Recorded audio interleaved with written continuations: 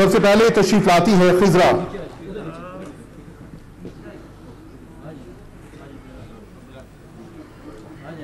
خضرا احساس پروگرام کے تحت اپنا چیک وصول کر رہی ہیں۔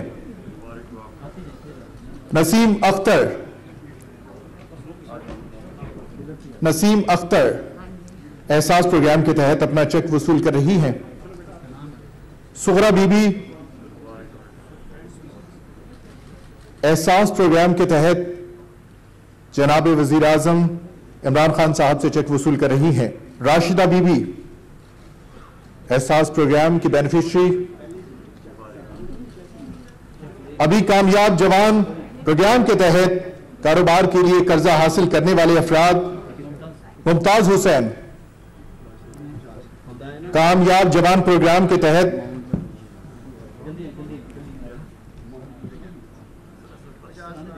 محمد سلیم،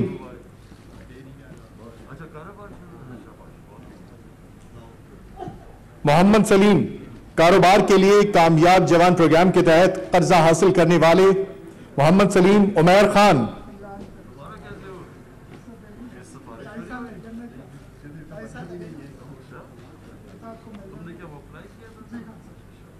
زراعت کے لیے ٹریکٹر حاصل کرنے والے کامیاب جوان پروگرام کے تحت محمد رمضان۔ جناب وزیر اعظم اپنے ہاتھوں سے ٹریکٹر کی چابی عنایت کر رہے ہیں۔ مشتاق احمد ٹریکٹر کی چابی حاصل کریں گے کامیاب جوان پروگرام کے تحت۔ نیاز اکبر، محمد مشتاق، محمد مشتاق، محمد شفیق، محمد شفیق کامیاب پروگرام کے تحت ٹریکٹر حاصل کرنے والے افراد۔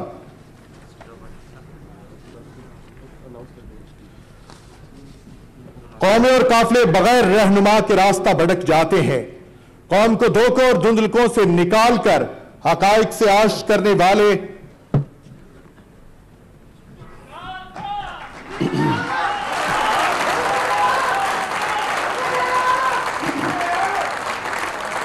بسم اللہ الرحمن الرحیم۔ ایاک نعبد و ایاک نستعین۔ میں سب سے پہلے تو چیف منسٹر پنجاب عثمان بزدار، میں آپ کو آج سب کے سامنے خاص مبارک دینا چاہتا ہوں۔ مبارک یہ نہیں جو ابھی آپ سمجھ رہے ہیں کہ جو پیکج اناؤنس کیا اس کی مبارک نہیں، مبارک میں چیف منسٹر صاحب آپ کو اور پھر آپ کی جو ٹیم ہے، چیف سیکرٹری اور آئی جی پنجاب، جس طرح آپ نے یہ بڑے بڑے قبضہ گروپ کے محل گرائے ہیں، میں اس کے لیے خاص آپ کو مبارک دینا چاہتا ہوں۔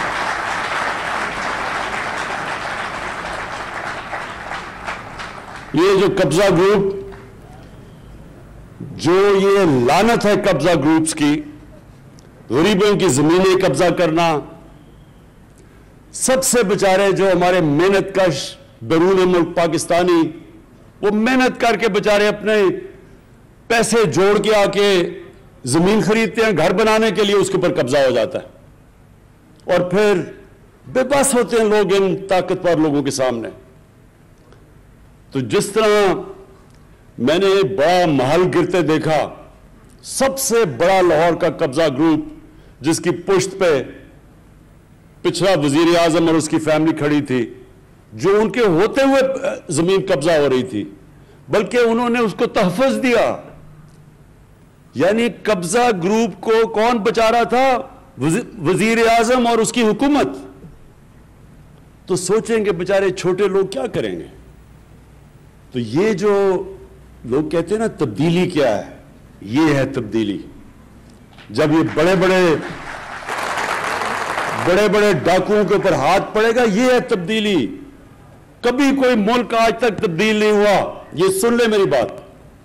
کبھی کسی ملک نے ترقی نہیں کی جدھر قانون کی بالادستی نہیں ہوئی۔ جو بھی دنیا میں ملک آگے بڑھا ہے، ابھی بھی جو بھی دنیا میں خوشحال ملک ہیں، دنیا کا نقشہ دیکھ لیں، ایک ایک ملک میں جو ایک چیز خوشحالی کی ایک سب سے بڑی وجہ ہوگی، وہاں قانون کی بالادستی ہے.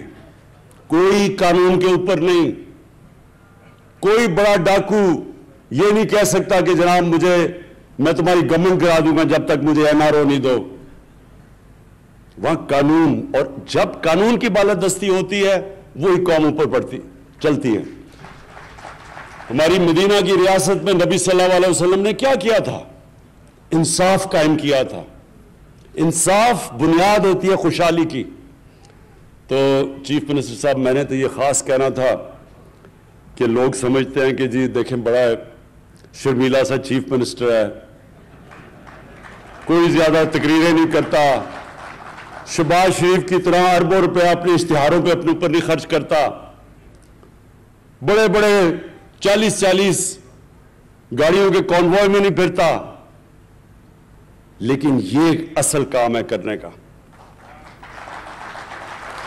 اور آج ساہیوال میں مجھے خاص طور پہ خوشی ہے کہ ہم نے یہ جو پروگرام شروع کیا، یہ چیف منسٹر صاحب اور ہم نے ڈسکس کیا کہ ہم اب ڈویژن بائی ڈویژن جائیں گے، اور جو علاقے پیچھے رہ گئے ہیں باری باری ہم نے ایک علاقے کو اٹھانا ہے، اور پوری طرح یعنی اس کی ہر طرح اس علاقے میں ترقی کیسے ہم کروا سکتے ہیں. تو آج ایک پورا پیکج لے کے آئے ہیں ہم اپنے ساتھ.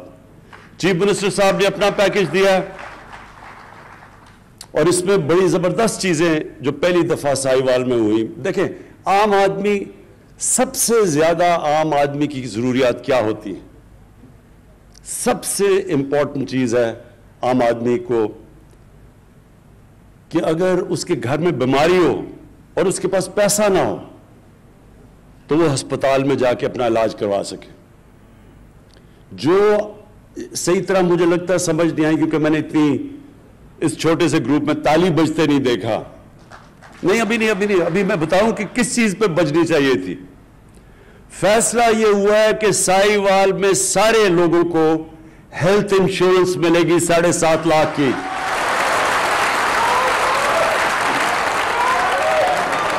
اور اس کا مطلب کہ کسی بھی بیچارہ غریب مزدور جس کو سارا وقت مشکل پڑی ہوتی ہے کہ میں اپنے گھر میں جا کے تو میں اپنے بیوی بچوں کا پیٹ پال سکوں،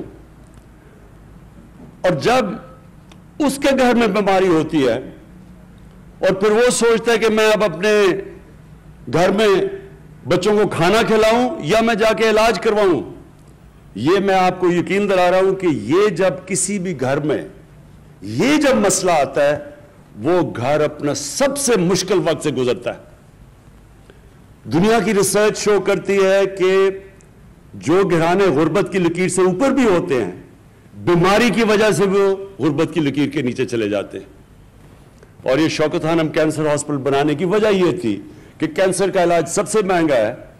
تو تب میں نے سوچا کہ میں صاحب حیثیت تھا، مجھے اتنی مشکل پڑی اپنی والدہ کا علاج کروانے کے لیے، تو وہ جو بیچارے غریب گھرانوں میں گھر میں وہاں جب کینسر ہوتی ہے تو اس گھر کے اوپر کیا گزرتی ہے، کیونکہ کینسر کا تو بہت مہنگا علاج ہے. تو یہ جو ہیلتھ کارڈ شروع ہوا ہے ساہیوال سے، اور ڈی جی خان سب سے پنجاب کا غریب علاقہ ہے، ادھر سے شروع ہوا ہے تاکہ ان کو پہلے ہیلتھ انشورنس ملے، اور انشاءاللہ دسمبر تک سارے پنجاب کے لوگوں کے پاس ہیلتھ انشورنس آ جائے گی. یہ آپ کو پتا ہونا چاہیے کہ یہ امیر ملکوں میں، ڈیولپڈ نیشنز کے اندر بھی یونیورسل ہیلتھ کوریج نہیں ہوتی. یہ اللہ کی بہت بڑی نعمت ہے، اور میرا یہ ایمان ہے کہ جو ہمارا ملک بنا تھا اسلامی فلاحی ریاست، وہ اس ویژن کی طرف اب جا رہا ہے کہ عام آدمی کا سب سے پہلے علاج، اس کے بعد تعلیم. اب پورا زور دینا تعلیم کے اوپر ہم نے، اور تعلیم سی ایم صاحب اس کے اوپر ہم نے خاص توجہ دینی ہے کہ جو عام آدمی سرکاری اسکولوں میں جس طرح کی تعلیم مل رہی ہے اس کو کیسے اپ گریڈ کرنا ہے. ہم نے فیصلہ کر لیا کہ ہم ایک سلیبس، ایک کورس سلیبس پاکستان میں لے کے آئیں گے. یہ اپریل میں جو فیڈرل گورنمنٹ اور ہم نے اپنے 2 جو صوبے جدھر ہماری گورنمنٹ ہے اور اب تیسرا گلگت بلتستان، ہماری پوری کوشش ہوگی کہ ایک کورس سلیبس سب کے لیے ہو. یعنی انگلش، یہ نہیں کہ انگلش میڈیم، اردو میڈیم، دینی مدرسے. ایک ہی ملک میں 3 سلیبس چل رہے ہیں، 3 کلچر چل رہے ہیں ایک ہی ملک میں. تو انشاءاللہ ایک ہی سلیبس، کورس سلیبس سارے ملک میں اپریل سے شروع ہوگا. اس سے سب سے فائدہ ہوگا غریب گھرانے کے بچوں کو، اسکول کے بچوں کو اوپر آنے کے لیے ان کو موقع ملے گا. ابھی یہ موقع ہی نہیں مل سکتا کیونکہ ان کو وہ تعلیم ملتی ہے کہ وہ اوپر ہی نہیں آ سکتے. تو یہ دوسری ہماری کوشش ہے. اور یہ جو ثانیہ نشتر نے احساس پروگرام کی آپ کو جو چیزیں بتائیں، میں آپ کو سمجھانا چاہتا ہوں کہ احساس پروگرام ہے کیا. دیکھیں، ہر ملک میں ایک لفظ انگریزی میں استعمال کرتے ہیں سیفٹی نیٹ، کہ جو نچلا طبقہ ہے اس کے لیے، غریب لوگوں کے لیے ہر ایک جو فلاحی ریاست ہے، مثلا ڈنمارک ہے، سویڈن ہے، ناروے، یورپ کے اندر بھی زیادہ تر ملکوں میں، انگلینڈ کے اندر ایک سیفٹی نیٹ ہوتا ہے کہ غریب اگر بیمار ہوتا ہے تو اس کو مفت علاج کی سہولت ہو. دوسرا کہ وہ بچوں کو تعلیم دے سکے، اگر اس کے پاس پیسہ نہیں تو مفت تعلیم اس کو بچوں کو ملنی چاہیے. تیسری چیز، وہ اس کے لیے حکومت روزگار کے موقع دے کہ اگر وہ بے روزگار ہوتا ہے تو کوئی نہ کوئی ایسا حکومت کے پاس پروگرامز ہونا چاہیے کہ وہ روزگار دے، جو کہ ابھی آپ کو ثانیہ نے بتایا کہ اور یہ کامیاب جوان کے سستے قرضے، جس طرح یہ ٹریکٹر دیے ہیں، یہ اس طرح کی گورنمنٹ کے پاس پروگرامز ہونے چاہیے سہولتیں دینے کے لیے جب کہ بے روزگاری ہو. تو اور پھر ٹیکنیکل ایجوکیشن. تو یہ پورا جو احساس پروگرام ہے، اس کا مطلب ہی سیفٹی نیٹ نچلے والے طبقے کو دینا. اور میں کل ٹی وی پروگرام دیکھ رہا تھا تو میں اس وقت لبنان میں لوگ سڑکوں کے اوپر ہیں، توڑ پھوڑ ہو رہی ہے، یعنی ٹیئر گیس پھینکی جا رہی ہے. تو میں دیکھ رہا تھا کہ ان کا مطالبہ کیا ہے. ایک مطالبہ جو لوگ سڑکوں کے اوپر نکل کے مظاہرے کر رہے ہیں، ایک مطالبہ ان کا یہ ہے کہ جب وہاں کرونا کو روکنے کے لیے لاک ڈاؤن لگایا گیا لبنان میں، تو گورنمنٹ نے جو پیسے بانٹے اس ٹائم پہ، انہوں نے کہا وہ پیسے صحیح نہیں بانٹے گئے، سیاسی بنیاد کے اوپر پیسے بانٹے گئے. اور وہ لوگ احتجاج کر رہے ہیں کہ منصفانہ اور شفافیت سے وہ پیسہ نہیں بانٹا گیا، اس لیے وہ سڑکوں پہ ہیں. ہم نے تھوڑے سے وقت میں، اور یہ احساس پروگرام کے ذریعے ہم نے 180 ارب روپیہ بانٹا. 180 ارب روپیہ یہ جب لاک ڈاؤن لگا تھا، اور 180 ارب روپیہ بانٹا. ایک آدمی نے سارے پاکستان میں نہیں کیا کہ سیاسی بنیاد پہ پیسے بانٹے گئے. سب نے تسلیم کیا، ہمارے مخالفین نے تسلیم کیا. حیرت کی بات یہ ہے کہ سندھ میں جو ہمارا صوبہ نہیں ہے، وہاں سندھ کی آبادی سے زیادہ پیسے بانٹے گئے، حالانکہ پیپلز پارٹی کا صوبہ تھا، کیونکہ صرف اور صرف میرٹ کے اوپر ڈسٹریبیوشن ہوئی. تو یہ جو آپ کا بھی پروگرام ہے عثمان ڈار کامیاب جوان کا، اس میں جتنی میرٹ ہوگی اتنا یہ پروگرام کامیاب ہوگا. جو لوگوں کو آپ پیسے جو چیزیں بانٹیں گے، یہ جس طرح آپ نے یہ جو ٹریکٹرز کا کہا، اور جو آپ بھی باقی قرضے دے رہے ہیں تاکہ لوگ اپنی بزنسز شروع کر سکیں، تو اس کے اوپر مجھے پتہ ہے آپ کا سارا سسٹم، اور اس لیے مجھے اعتماد ہے کہ اس میں لوگ جو بھی اس کا فائدہ اٹھائیں گے وہ میرٹ کے اوپر، اس کے اندر کوئی کسی قسم کی سیاسی افیلیشن یا کوئی فیورٹزم نہیں ہوگی. اور یہی وجہ سے انشاءاللہ آپ کا پروگرام بہت کامیاب ہوگا. اور ایک منٹ، اور میں اور میں جو امین اسلم جو آپ نے ابھی کیا ایک بات کر لو بات.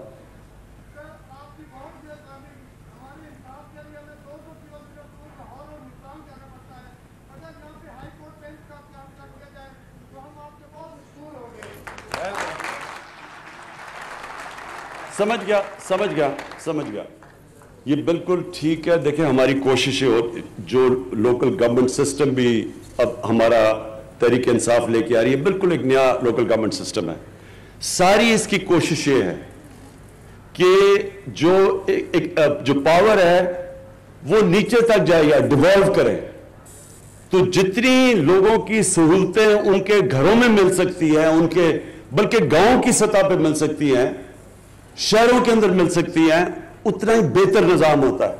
تو جو آپ دیکھیں گے کہ جو ہمارا گورننس کا سسٹم لے کے آ رہے ہیں, جو نیا بلدیاتی نظام ہے, جو انشاءاللہ اسی سال جب الیکشن ہوں گے, تو آپ یہ دیکھیں گے کہ جو زیادہ تر لوگوں کے مسئلے مسائل ہیں وہ ان کے گھروں میں حل ہوں گے. اور یہ جو آپ بات کر رہے ہیں انصاف کی, کیونکہ اس میں عدلیہ سے ہمیں کنسلٹ کرنا پڑتا ہے, یہ ایڈمنسٹریٹو ایشو نہیں ہے, یہ ہمیں عدلیہ سے کنسلٹ کرنا پڑے گا. ضرور ہم بات کریں گے. میرا اپنا بالکل آپ سے میں اگری کرتا ہوں اس چیز کے اوپر کہ لوگوں کو اتنی دور جانا نہیں چاہیے انصاف لینے کے لیے. ان کو جتنا بھی ڈیوالو کریں ہائی کورٹس تو اتنا فائدہ ہوگا. اور جو میں اب جو تیسری چیز پہ آنا چاہتا ہوں, امین اسلم نے جو بھی آپ سے باتیں کی, یہ بھی بہت اہم باتیں ہیں. پاکستان میں ہم نے کبھی ان چیزوں کے اوپر توجہ ہی نہیں دی. ماحولیات کسی نے پرواہ ہی نہیں کی. میں جب چھوٹا سا تھا تو میں یہ چیچا وتی کے جو بڑا جنگل ہوتا تھا, یہاں میرے ماموں شکار پہ مجھے لایا کرتے تھے جب میں 8-9 سال کا تھا. مجھے تب سے یاد ہے بڑا گھنا جنگل تھا. آہستہ آہستہ سارے جنگل ہی ختم ہو گئے. بڑے بڑے جنگل تھے, بڑے بڑے درخت تھے. ٹمبر مافیا نے وہ چھانگا مانگا کے جنگل, اس میں سارے بڑے درخت چلے گئے. یہ دپال پور میں جنگل تھا وہ گیا. میاں والی میں بہت بڑا جنگل تھا کندیاں, وہ ختم ہو گیا.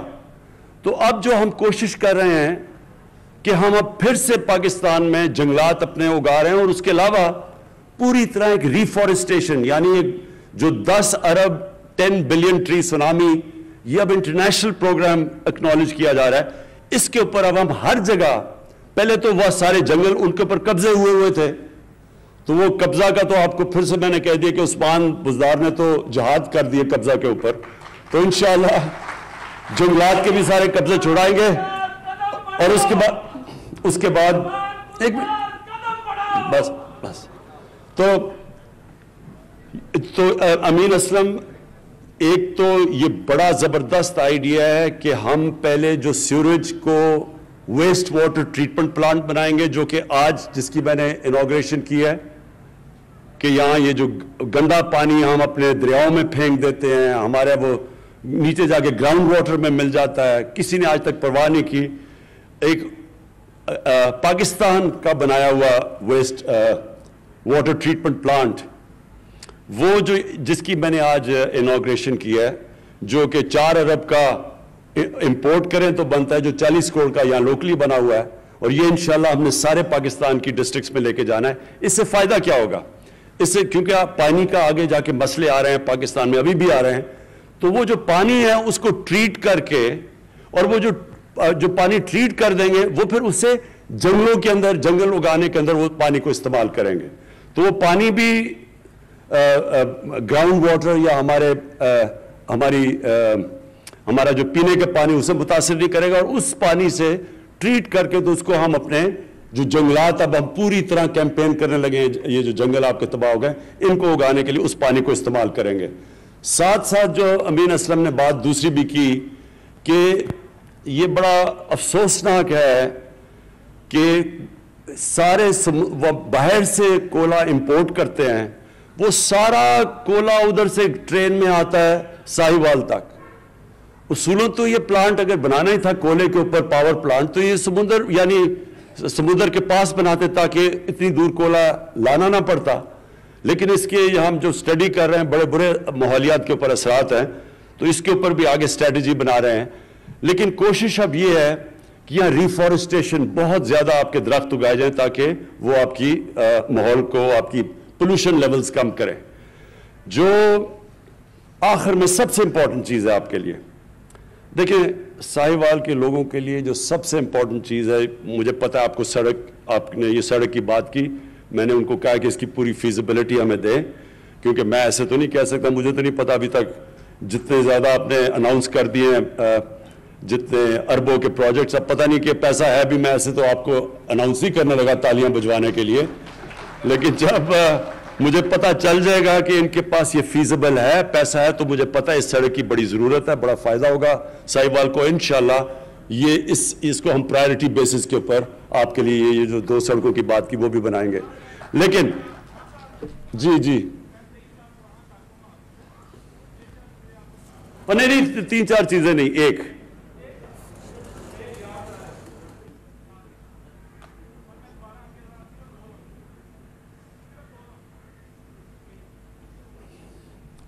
تین چار چیزوں کے لیے ٹائم نہیں ہے, ایک ہوتی تو میں سن لیتا. اچھا سنیں بس ایک منٹ سنیں. دیکھیں جی, آخر میں امپورٹنٹ یہ ہے کہ جو آپ نے بڑی زبردست بات کی کہ یہاں انڈسٹریل اسٹیٹ بنانی ہے آپ کے لیے.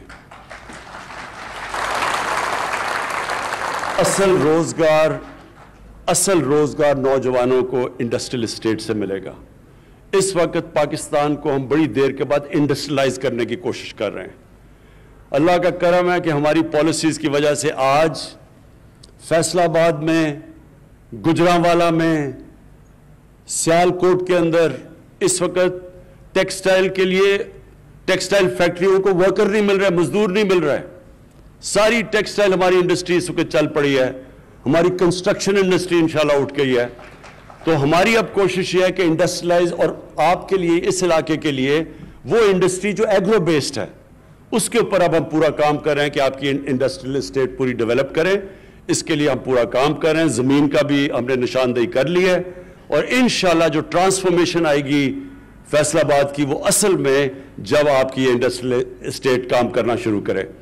میں اور ایگریکلچر اور زراعت کے لیے میں یہ کہنا چاہتا ہوں کہ ایک بڑی پالیسی لے کے آ رہے ہیں ہم, ایک لانگ ٹرم پالیسی پہلی دفعہ, کیونکہ اس وقت ہم نے اپنی جو اصل چیز اس کو اٹھانی چاہیے تھی پاکستان میں, زراعت, اس کے اوپر توجہ ہی نہیں دی, نہ اس کے اوپر کوئی ریسرچ کی ہے. لیکن ہماری اس وقت خوش قسمتی یہ ہے کہ چائنا کے ساتھ اکنامک جو ہمارا سی پیک کا جو ان کے ساتھ اگریمنٹ یا سی پیک کے اندر اگریمنٹس چل رہی ہیں, اس کے اندر ہم نے اب ایگریکلچر کو, اپنی زراعت کو شامل کر لیا ہے. تو چائنا سے یہ سمجھنا چاہیے کہ ان کی ریسرچ ہمارے سے بہت آگے نکل چکی ہے سیڈ ڈیولپمنٹ میں, لیکن خاص طور پہ لائف سٹاک, کیونکہ ساہیوال مشہور ہے, اپنی ساہیوال کی گائے مشہور ہے ہر جگہ. لیکن آپ کو پتہ ہونا چاہیے کہ جو چائنا کے اندر جو ان کی گائے دودھ دیتی ہے وہ 6 گنا زیادہ ہے پاکستان سے.